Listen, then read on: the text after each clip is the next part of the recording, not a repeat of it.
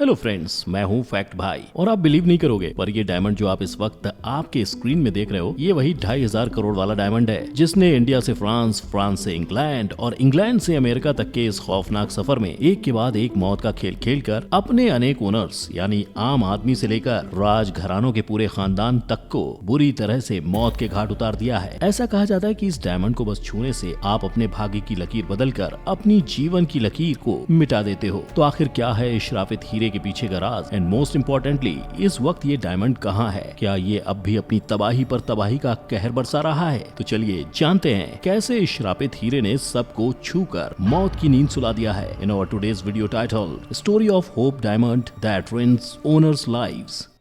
Number 1, श्रापित हीरे के मौत का खेल। ये कहानी नहीं, किंग लुइस 14 की जिंदगी का दर्दनाक सच है, क्योंकि जैसे ही सन 1668 में एक टेवर्नियर नाम के सौदागर ने इनके सामने नीले रंग का ये अद्भुत हीरा पेश किया, तब इस श्रापित हीरे की सुंदरता के आगे ये इसे खरीदे बिना नहीं रह पाए। और फ्रेंड्स, ये वही श्रापित हीरा था जिसे आज हम सब होप डायमंड के नाम से जानते हैं। पर उस वक्त किंग लुइस के हाथ ये बेनाम हीरा लगते ही ये ब्लू डायमंड ऑफ क्राउन और द फ्रेंच ब्लू नाम से जाना जाने लगा। वैसे इन्होंने ये हीरा अपने गले में टांगने से पहले 2 साल तक इसे अपने राज जौहरी जीन पिटाऊ को इसकी चमक दमक बढ़ाने के लिए दिया, लेकिन फिर 2 साल बाद इस हीरे का हार अपने गले में टांग लिया। वैसे ही हीरे ने अपना कहर राजा और उसके पूरे वंशज पर जमाना शुरू कर दिया। इसका सबसे पहला शिकार कोई और नहीं, राजा लुइस 14 बन गए, जिन्हें अचानक ही गैंग्रीन नाम की एक खतरनाक चमड़े के रोग ने जकड़ लिया, जिससे उनका शरीर सड़ सड़ कर धीरे धीरे मौत की चादर में लिपट गया। लेकिन ये मौत का खेल यही नहीं रुका फ्रेंड्स। जब ये हीरा राजा के उत्तराधिकारी किंग लुइस 15 के पास पहुंचा, इसने सन 1774 में उनकी भी जान ले ली, जिसके बाद किंग लुइस 15 ने अपने पोते किंग लुइस 16, हाँ 15 के बाद 16 उसका पोता ही था, सो लुइस 15 ने लुइस 16 और उनकी बीवी मैरी एंटोइनेट को राज सिंहासन के साथ साथ ये हीरा और इस हीरे के श्राप को भी विरासत में दे दिया, जिसमें ऑफ कोर्स पहला हक तो सिर्फ राजा का था, पर राजा से ज्यादा तो उसकी रानी मैरी को इस हीरे की शान का दिखावा करना बहुत पसंद था। लेकिन इसी दिखावे की चकाचौंध के आगे उन्होंने अपनी ओर बढ़ते हुए मौत के पंजे को यानी फ्रेंच रिवॉल्यूशन को अनदेखा कर दिया, जिसमें फ्रांस की भड़की हुई जनता ने सन 1793 में किंग लुइस 16 और मैरी दोनों को बैंड बाजे के साथ सीधा ऊपर टपका दिया। और इस तरह इस मौत के मायाजाल ने एक नहीं 2 नहीं बल्कि पूरे फ्रेंच राजवंशियों का सर्वनाश कर डाला। इतना ही नहीं, इस फ्रेंच रिवॉल्यूशन के दौरान चली 5-6 दिन तक की एक लंबी चोरी में ब्लू डायमंड ऑफ क्राउन चोरी हो गया, जिसके बाद अपने कहर का साया बिछाने फ्रांस से कहीं दूर चला गया। पर दोस्तों, असल में सवाल तो ये है कि ये श्रापित हीरा राजा को टेवर्नियर ने बेचा ही क्यों? क्या वो पहले से जानता था कि हीरा श्रापित है और क्या उसे राजा से अपनी किसी जानी दुश्मनी का बदला लेना था? चलिए जानते हैं। नंबर 2, श्रापित हीरे की जन्म का सच। तो दोस्तों, जीन बैप्टिस्ट टेवर्नियर एक बहुत ही जाना माना फ्रेंच हीरों का सौदागर था और यही वो सबसे पहला इंसान था जिसने इस हीरे को चुराया ही नहीं बल्कि इसे श्रापित भी कर दिया। क्यों? चौंक गए ना? कैसे एक सौदागर किसी हीरे को श्रापित कर सकता है? इस बात का आज तक सिर्फ एक ही जवाब नहीं मिला है, क्योंकि इसके राज के पीछे कई सारी कहानियां हैं और इन कहानियों के एक वर्जन के मुताबिक ये हीरा टेवर्नियर ने इंडिया जाते वक्त बर्मा में रुकने पर चुराया था। दरअसल जब बर्मा के एक बुद्धा टेम्पल में इस हीरे को बुद्धा के माथे पर लगा देखा तो इस हीरे के सौदागर की नियत फिसल गई। पर हद तो ये थी कि इस पाखंडी ने इस हीरे को चुराने के लिए वहाँ के साधुओं की शरण में जाकर साधु बनने के लिए गुजारिश की। एंड गेस व्हाट, इसे साधुओं ने अपनी शरण में भी ले लिया, जिसके बाद जैसे ही इसे एक रात मंदिर की रक्षा का काम मिला, इसने मौका मिलते ही मंदिर के भगवान का हीरा चुराने का घोर पाप किया। और तो और इसने तो इसके साथ रात में पहरा देने वाले बाकी 2 साधुओं को भी गला घोंटकर मार डाला और हीरा लेकर रफू चक्कर हो गया। टेवर्नियर ने बिना किसी देरी के 115.28 कैरेट के चुराए हुए इस हीरे को और भी कई हीरो के साथ फ्रांस के राजा किंग लुइस 14 को 220 लिवर्स यानी उस जमाने का करेंसी में बेच डाला, जो आज 55 लाख रुपए से भी ज्यादा है। अब दोस्तों, एक बात बताना, भगवान को अर्पित की गई किसी भी पवित्र और पावन चीज को अपने लालच के गंदे जाल में फंसाना किसी को कैसे रास आ सकता है? इसका अंजाम तो बुरा होना ही था और हुआ भी। भगवान की मूर्ति से हीरा चुराने और बेचने के बाद अपनी पूरी जिंदगी खुशी खुशी बिताने का सपना देख रहे टेवर्नियर के खुद के भतीजे ने ही एक दिन उसे लूट लिया और वहाँ से 9-2-11 हो लिया, जिसके बाद ये भी कहा जाता है कि टेवर्नियर कुत्तों की मौत मरा, मतलब सही में उसे कुछ कुत्तों ने ही नोच नोच कर मार डाला। लेकिन किंतु परंतु यहाँ आता है इस पूरी कहानी का सबसे बड़ा वाला ट्विस्ट। ये कहानियां सच्चाई का सिर्फ एक पहलू बताती हैं, क्योंकि सन 1857 में रिसर्चर्स की एक टीम को रशिया के कब्रिस्तान में टेवर्नियर की कब्र मिली और ये भी पता चला कि उसने यहाँ काफी लंबे समय तक एक अच्छी जिंदगी जीते हुए काटी थी। पर फ्रेंड्स, अगर इस श्रापित हीरे ने फ्रांस के राजवंश का नाम मिट्टी में मिला दिया, तो आखिर क्यों इस श्रापित हीरे ने टेवर्नियर की जान बख्श दी? क्योंकि इन सब मौतों का खेल तो इसी की गलती से शुरू हुआ था, है ना।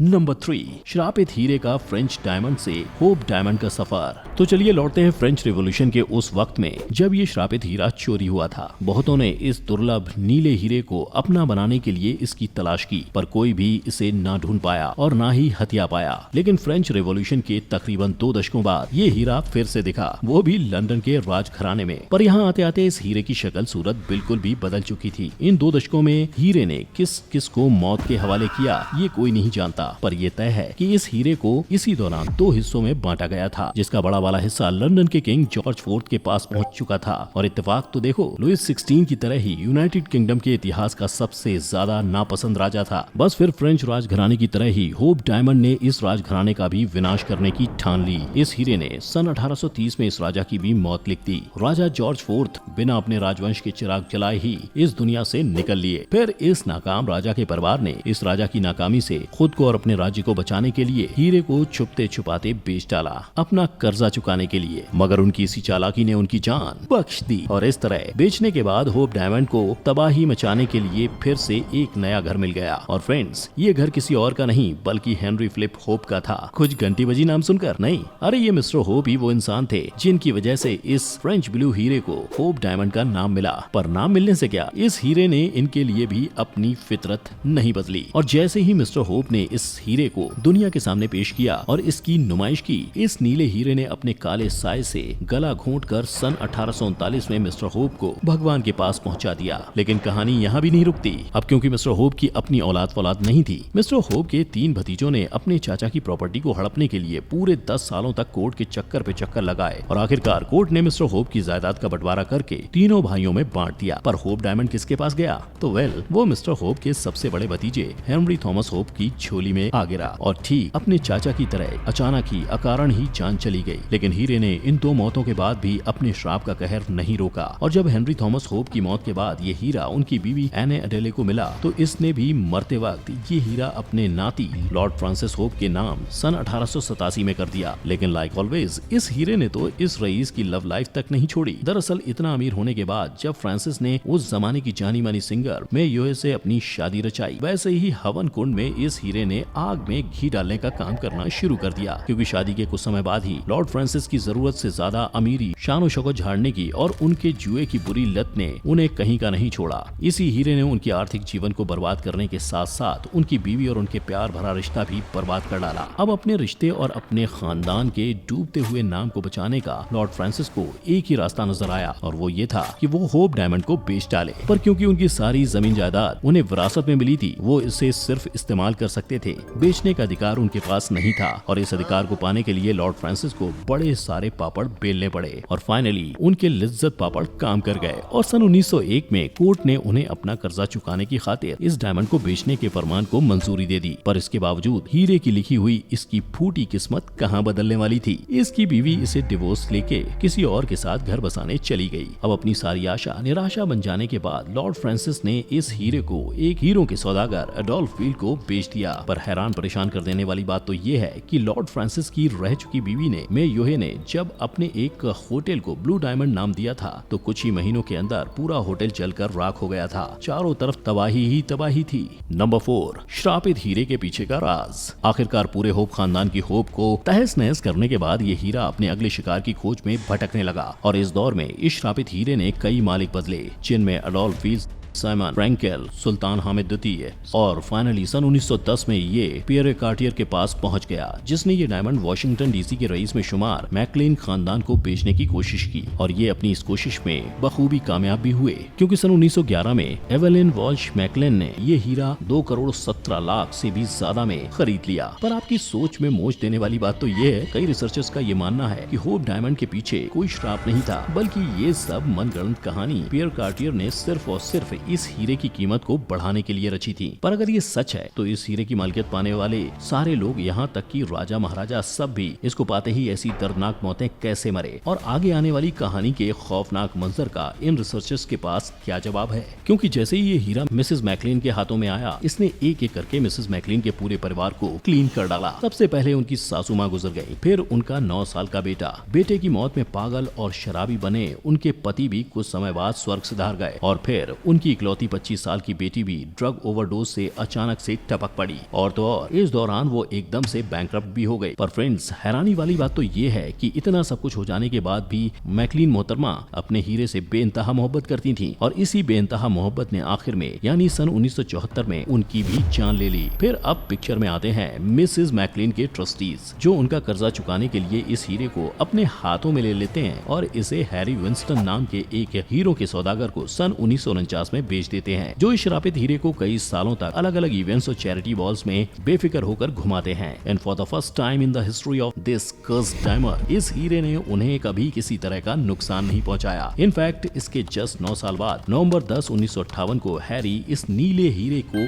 अमेरिका की जनता और स्मिथसोनियन के national museum of national history को दान में दे देते हैं। लेकिन अब आता है कहानी में ट्विस्ट। हैरी विंस्टन तो श्रापित हीरे की श्राप से बच गए, पर जेम्स टॉड नाम के पोस्टमैन, जिसने ये हीरा म्यूजियम तक पहुंचाया था, उसकी जिंदगी तो इस हीरे ने पूरी की पूरी तरह तहस नहस कर डाली। हीरा पहुंचाने के कुछ ही समय बाद इसकी एक ट्रक से टकराकर मौत हो गई, और तो और जब ये बेचारा बुरी तरह घायल होने के बाद ठीक हुआ तो हीरे की श्राप ने इसकी बीवी और बच्चों की जान ले ली। यही नहीं, इस पोस्टमैन का घर भी श्राप की आग में जलकर राख हो गया, पर वो जस्ट बाय लक बच गया। और अब ये होप डायमंड, जो 1666 से सफर करते करते 67.125 कैरेट से अब सिर्फ 45.52 कैरेट्स का बचा है, वो यूएस के उसी म्यूजियम में ही है जहां हैरी विंस्टन ने इसे दान किया था, जहां ये आपको कुछ ऐसा दिखाई देगा। इस हीरे के इर्द गिर्द 16 सफेद हीरे भी जड़े हुए हैं। इतना ही नहीं, इन म्यूजियम वालों का ये भी मानना है कि अब इस हीरे का श्राप पूरी तरह से खत्म हो चुका है, क्योंकि इसके आने के बाद म्यूजियम को सिर्फ और सिर्फ मुनाफा ही हुआ है। 7 मिलियन लोग हर साल दुनिया के सबसे बड़े हीरे होप डायमंड को देखने आते हैं,